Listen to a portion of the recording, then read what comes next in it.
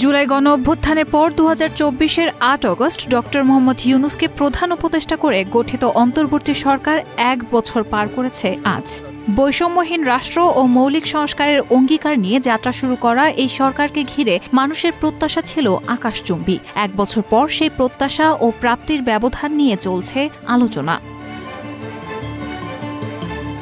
পর্যবেক্ষকদের মতে আইন শৃঙ্খলার উন্নতি হয়নি। মব কায়দায় হামলা, চাঁদাবাজি, নারী নির্যাতন, ছিনতাই, কিশোর গ্যাংয়ের তাণ্ডব সবই চলমান। উন্নয়ন স্থবির, বিনিয়োগ স্থবির, কর্মসংস্থান বাড়েনি বরং বেকারত্ব বেড়েছে। মূল্যস্ফীতি 8.55% পৌঁছেছে। পাচার হওয়া অর্থ ফেরেনি। যদিও কিছু বিদেশি সম্পদ জব্দ হয়েছে, শিল্প ও উৎপাদন খাতে এই সংকটের ছাপ স্পষ্ট।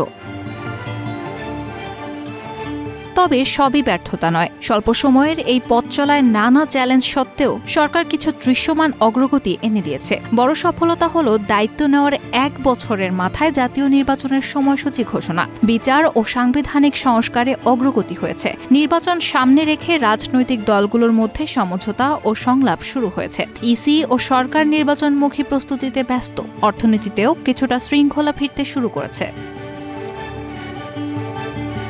অন্তর্বর্তী সরকারের উপদেষ্টা অবসরপ্রাপ্ত brigadier general doctor M Sakhawat Hossain বলেন, স্বৈরাচার বিরোধী আন্দোলনের রক্তাক্ত পথ পেয়ে যখন সরকার দায়িত্ব নেয় তখন দেশ কার্যত অচল ছিল।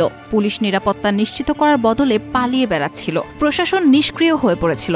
অথচ এখন সেই ছিন্ন বিচ্ছিন্ন রাষ্ট্রযন্ত্রকে সচল করে আনা হয়েছে।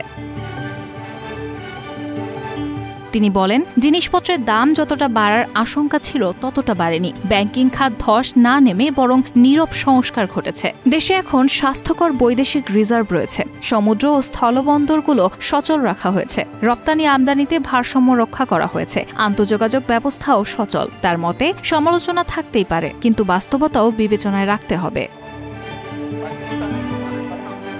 সরকারের পক্ষ থেকে বর্ষপূর্তিতে প্রধান উপদেষ্টার প্রেস সচিব শফিকুল আলম একটি তালিকা প্রকাশ করেন, যেখানে 12টি গুরুত্বপূর্ণ সফলতার কথা রয়েছে। এই সফলতাগুলোর মধ্যে রয়েছে শান্তি ও স্থিতিশীলতার পুনঃপ্রতিষ্ঠা, অর্থনীতি পুনরুদ্ধার, বাণিজ্য ও বিনিয়োগে অগ্রগতি, গণতান্ত্রিক সংস্কার ও জুলাই সনদ, জুলাই হত্যাযজ্ঞের বিচার, নির্বাচন ও পরিকল্পনা ও সংস্কার, প্রাতিষ্ঠানিক ও আইনগত সংস্কার, সংবাদপত্রের স্বাধীনতা এবং ইন্টারনেট অধিকার, পররাষ্ট্রনীতিতে পরিবর্তন, প্রবাসী ও শ্রমিক অধিকার, শহীদ ও আহত বিপ্লবীদের সহায়তা এবং সামুদ্রিক ও অবকাঠামোগত উন্নয়ন।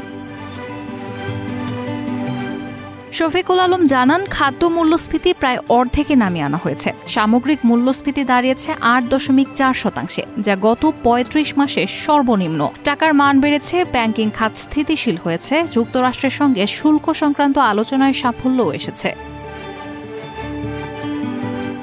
অন্তর্বর্তী সরকার তাদের 1 বছরের শাসনকালে মূলত 3টি অগ্রাধিকারের ওপর জোর দিয়েছে: বিচার, সংস্কার ও নির্বাচন। এরই ধারাবাহিকতায় প্রধান উপদেষ্টা ডক্টর মোহাম্মদ ইউনূস ঘোষণা দিয়েছেন, আগামী ফেব্রুয়ারিতে রোজার আগেই জাতীয় নির্বাচন অনুষ্ঠিত হবে। বিচার খাতে উল্লেখযোগ্য পদক্ষেপের মধ্যে রয়েছে আন্দোলনকারীর দায়ের হওয়া হয়রানিমূলক মামলা প্রত্যাহার, গুম বিরোধী আন্তর্জাতিক কনভেনশনের স্বাক্ষর, 50টি নতুন আইন প্রণয়ন, সুপ্রিম কোর্ট সচিবালয়ে অধ্যাদেশ 2025-এর খসড়া চূড়ান্তকরণ এবং গণ অভ্যুত্থানে হত্যার ঘটনায় 4টি মামলায় বিচার শুরু, যার একটিতে সাবেক প্রধানমন্ত্রী শেখ হাসিনাও অভিযুক্ত। এছাড়া সংস্কার কার্যক্রমেও গতি এনেছে সরকার। বিভিন্ন খাতের সংস্কারের জন্য গঠিত হয় 11টি কমিশন। পরে জাতীয় ঐকমত্য কমিশন 166টি সুপারিশ নিয়ে 2 মাসব্যাপী 30টিরও বেশি রাজনৈতিক দলের সঙ্গে সংলাপ করে। এরপর রাজনৈতিক ঐকমত্যে পৌঁছানো 19টি মৌলিক সংস্কার নিয়ে দ্বিতীয় দফায় 23 দিন আলোচনা হয়। বিএনপি ও সমমনা দলগুলো 12টি বিষয়ে একমত হয়ে 7টিতে ভিন্ন মত জানায়। শিগগিরই এসব সংস্কারকে ভিত্তি করে জুলাই সনদ সই হওয়ার কথা রয়েছে। রায়হানা মুন, প্রবাস খবর।